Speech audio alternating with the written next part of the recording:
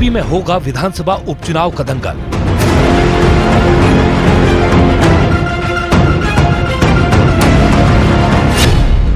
योगी ने जीत के लिए कसी कमर।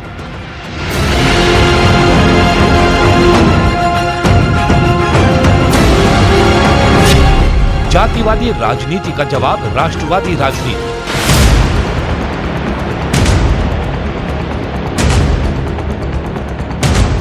उत्तर प्रदेश की 10 विधानसभा सीटों पर होने वाले उपचुनाव को लेकर भारतीय जनता पार्टी ने स्पेशल प्लान तैयार कर लिया है। इसके लिए बीजेपी ने सभी विधानसभा सीटों के लिए अलग अलग टीम बनाई है, जो लोगों के बीच जाकर विपक्ष के झूठे वादों की पोल तो खोलेगी ही, साथ ही बीजेपी की राष्ट्रवादी और विकास की राजनीति का प्रचार करेगी। यूपी की 10 विधानसभा सीटों पर उपचुनाव होने हैं। इनमें करहल, मिल्कीपुर, सीसामऊ, कुंदरकी, गाजियाबाद, फूलपुर, मझुआ, कटेहरी, खैर और मीरापुर की सीटें शामिल हैं। अयोध्या की मिल्कीपुर और अंबेडकर नगर की कटेहरी सीट की जिम्मेदारी मुख्यमंत्री योगी आदित्यनाथ ने अपने हाथ में ले ली है, ताकि इन सीटों पर समाजवादी पार्टी को हराकर लोकसभा चुनाव की हार का जवाब दे सकें। हालांकि ये सब इतना आसान भी नहीं रहने वाला। विपक्ष के जातिवादी समीकरण को तोड़ने के लिए बीजेपी ने खास प्लान तैयार किया और इसके तहत बीजेपी के सभी मोर्चे के नेता ग्राउंड जीरो पर आम लोगों के बीच जाएंगे और राष्ट्रीय मुद्दों के प्रति जागरूक करेंगे। दलित वोट बैंक पर खास नजर।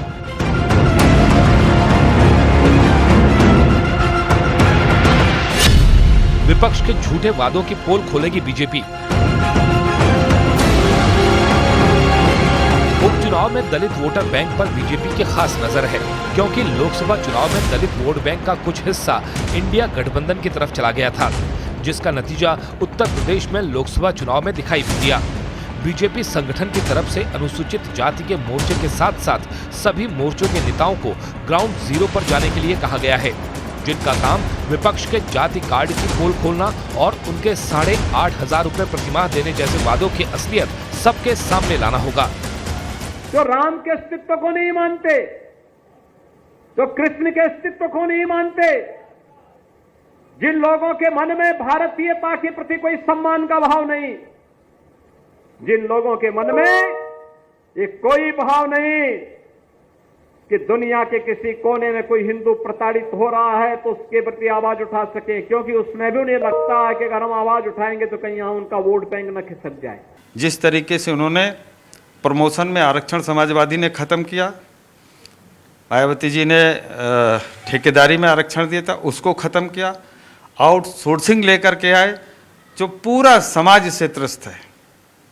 ये सब चीज़ें अपनी जनता के बीच में हम बताने वाले हैं और जन जन तक फिर एक बार हम जाने वाले हैं। लोकसभा के नतीजों से जोश में विपक्ष। समाजवादी पार्टी और कांग्रेस के नेता ये अच्छी तरह जानते हैं कि लोकसभा चुनाव के मुद्दे अलग थे, हालात अलग थे और उपचुनाव का माहौल अलग होगा, लेकिन फिर भी लोकसभा चुनाव के अनुभवों से सीख लेकर ही विपक्ष आगे बढ़ना चाहता है। यानी एसपी और कांग्रेस के नेता फिर एक बार एक ही मंच पर नजर आ सकते हैं। इसी तरीके से होगा और 10 की 10 सीटें जीतने का प्रयास हम करेंगे, ग्राउंड पर उतरेंगे और मिलकर चुनाव लड़ेंगे और चुनाव जीतेंगे। उपचुनाव में बीएसपी भी दिखाएगी दमखम। बहुजन समाज पार्टी भी उपचुनाव में सभी 10 विधानसभा सीटों पर अपने उम्मीदवार उतारेगी। बताया जा रहा है कि बीएसपी सुप्रीमो मायावती ने फूलपुर विधानसभा सीट के लिए तो अपने उम्मीदवार का चयन भी कर लिया है। उपचुनाव में बांग्लादेश में हिंदुओं पर हो रहे अत्याचार को भी मुद्दा बनाने की तैयारी है। मायावती बांग्लादेश में हिंदू अल्पसंख्यकों पर लगातार हो रहे हमलों का मुद्दा पहले ही उठा चुकी है। ऐसे में माना जा रहा है कि बांग्लादेश में हिंदुओं के साथ बर्बरता का मुद्दा विधानसभा उपचुनाव में भी सुर्खियों में रहेगा। जो देश की भावनाएं हैं वही समाजवादी पार्टी की भावनाएं हैं। ये मुद्दा राजनीति का मुद्दा नहीं है। अल्पसंख्यकों पे बांग्लादेश में अत्याचार हो रहे हैं, तो उसके लिए भारत की सरकार को, जो बांग्लादेश की सरकार है, जो अंतरिम सरकार है, वहाँ के आर्मी चीफ हैं, उनसे बात करनी चाहिए, कठोर कार्रवाई की बात करनी चाहिए। जो काम भारतीय जनता पार्टी की देश की सरकार का है, वो सरकार अपनी जिम्मेदारी कब निभाएगी? 100% जाएंगे। जिस तरीके से इन लोगों ने झूठ बोला है और जिस तरीके से माइनॉरिटी के लोगों ने वहाँ हमारे दलित समाज को, हिंदू समाज को बर्बरतापूर्वक उनको पीटने, मारने, उनके घरों पर कब्जा करना, उनको लूटने का जो काम किया है, ये बात भी हम जनता को बताएंगे, अपने एससी समाज को बताएंगे। ये जितने भी सपा बसपा कांग्रेस के लोग जिस तरीके से एससी समाज को कंफ्यूज करने का काम, इनको छोड़ेंगे नहीं। 2027 विधानसभा चुनाव का सेमीफाइनल की रणनीति हर पार्टी ने तैयार कर ली है और इस रणनीति का स्क्रिप्ट उन्होंने जिले में अपने नेताओं को भी भेज दिया है। जाहिर तौर पे सेमीफाइनल का मैच जो पार्टी जीतेगी 2027 विधानसभा चुनाव में, उस पार्टी के कार्यकर्ता एक कदम आगे होंगे दूसरे पार्टियों से। यूपी का उपचुनाव सभी पार्टियों के लिए मौका लेकर आया है। बीजेपी लोकसभा चुनाव में मिले सियासी जख्मों को भुलाकर जीत के साथ आगे बढ़ना चाहती है, तो समाजवादी पार्टी लोकसभा चुनाव के नतीजों को विधानसभा उपचुनाव में दोहराने की कोशिश में है। यानी कुल मिलाकर यूपी का उपचुनाव एक सुपरहिट मुकाबले में तब्दील होता दिखाई दे रहा है।